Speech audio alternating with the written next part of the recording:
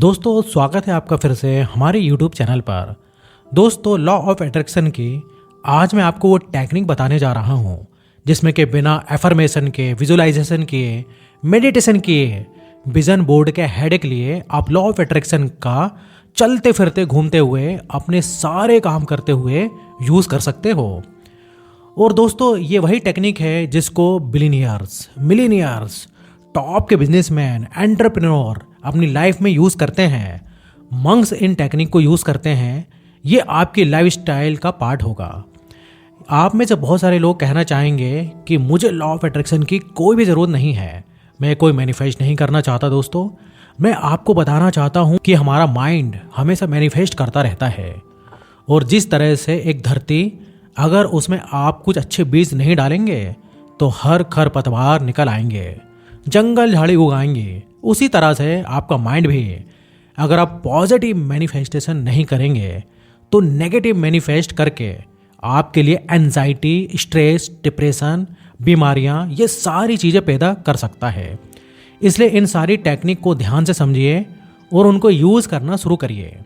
दोस्तों ये टेक्निक्स इतनी सिंपल हैं कि बहुत सारे लोग डाउट कर सकते हैं, लेकिन दोस्तों मैं आपको बताना चाहता हूँ जो चीज़ सिंपल होती है वही बार बार रिपीट की जा सकती है और उसी में सबसे ज़्यादा पावर होता है।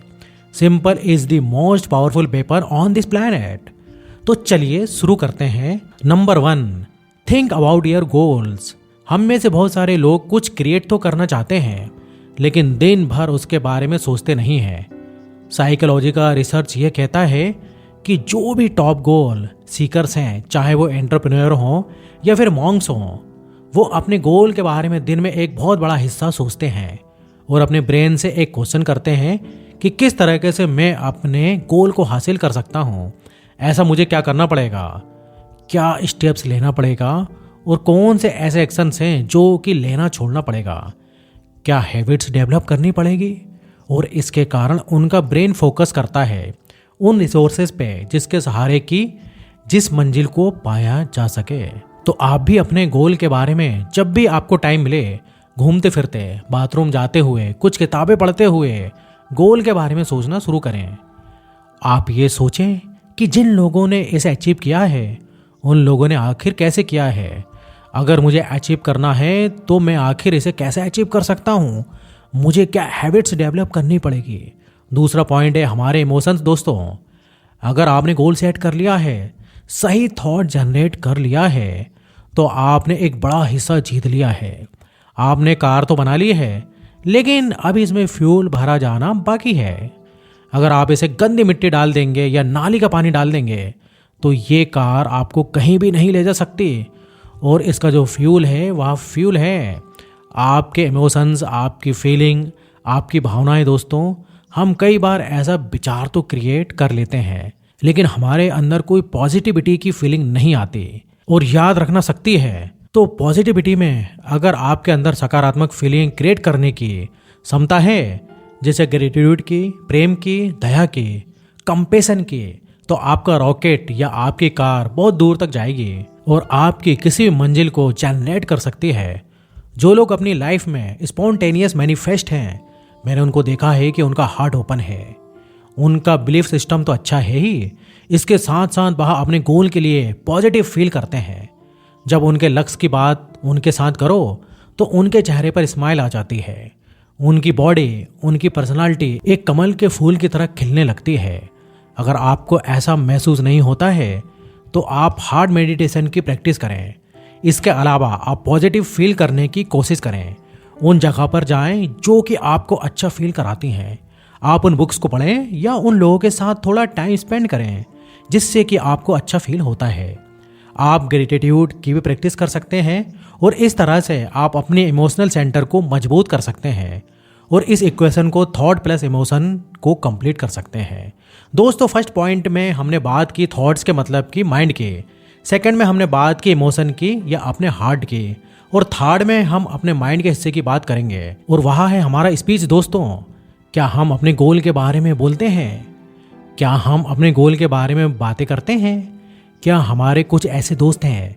क्या हमारे पास कुछ ऐसा टाइम है जिस समय कि हम अपने गोल के बारे में चर्चा करते हैं? हमने अपने गोल को कहाँ तक पहुँचाया, इसके बारे में कुछ डिस्कस करते हैं।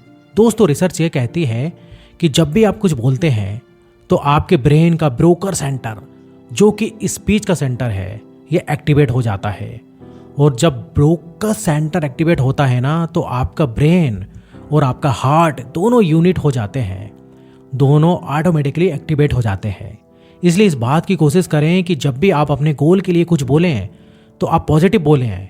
दोस्तों, हम में से बहुत सारे लोग ऐसे हैं, कुछ मैनिफेस्ट करना चाहते हैं, लेकिन जहां उनके गोल के बारे में बातें करें तो वो बोलते हैं, अरे मेरी किस्मत कहाँ, मैं ऐसा कहाँ कर सकता हूँ, मैं इस लायक कहाँ हूँ। दोस्तों, ऐसा बोलने की बजाय आप अपने गोल के बारे में पॉजिटिव बोलना शुरू करें कि मैं किसी भी गोल को प्राप्त करने के लिए सक्षम हूँ, मेरे अंदर असीमित शक्तियाँ हैं, मैं जो चाहे वो कर सकता हूँ। अगर किसी और ने भी ऐसा किया है तो मेरे अंदर भी वो शक्तियाँ हैं कि मैं उस मुकाम को हासिल कर सकता हूँ। और जब इस तरह से आप प्रैक्टिस करेंगे तो आप अपनी स्पीच को भी ट्रेन करेंगे और लॉ ऑफ अट्रैक्शन को और शक्तिशाली रूप में आप यूज करना शुरू कर देंगे। Number 4, watch your goals as a reality. अपने गोल को देखना शुरू करें। दोस्तों, अब आप कहेंगे कि अभी तक तो तुम ट्रैक पर थे, लेकिन अभी तुमने अपने माइंड को बिल्कुल लूज कर दिया। जो चीज़ हुई ही नहीं है, जो मुझे मैनिफेस्ट करना है, उसको मैं देख कैसे सकता हूँ। दोस्तों, आपके पास 2 आंखें हैं।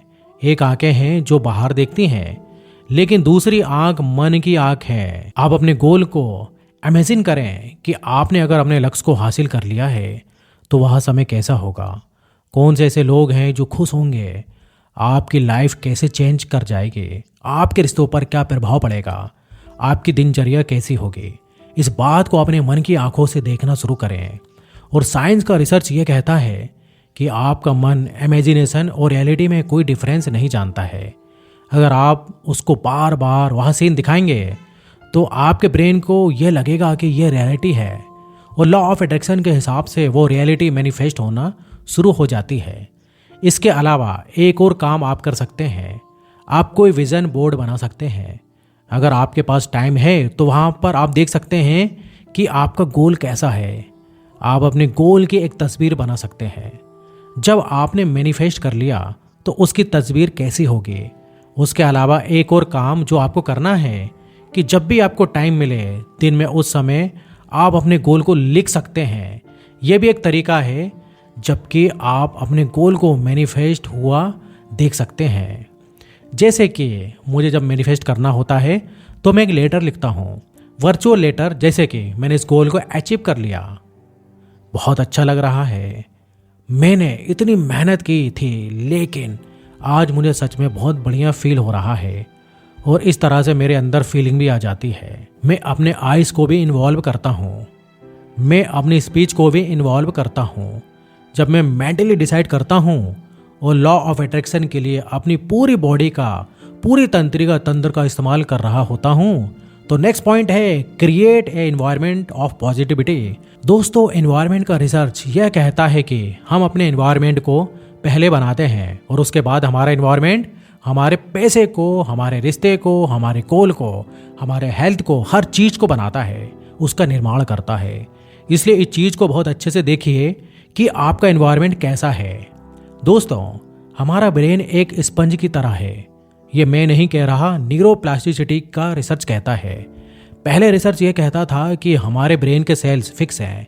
अगर कोई बीमार पर्सनालिटी का है तो बीमार ही रहेगा, अगर कोई गरीब पर्सनालिटी का है तो उसकी पर्सनालिटी हमेशा गरीब ही रहेगी।